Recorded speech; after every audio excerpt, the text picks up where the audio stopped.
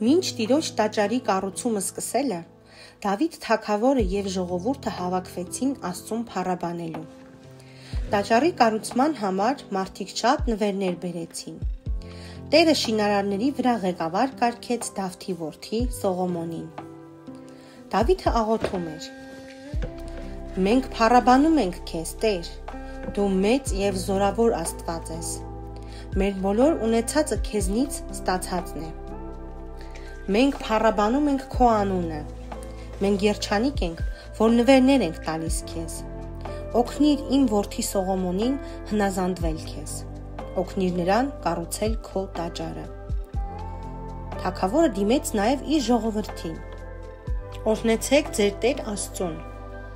Մարդիկ ծնկի իջնելով երկրպագեցին Աստծուն։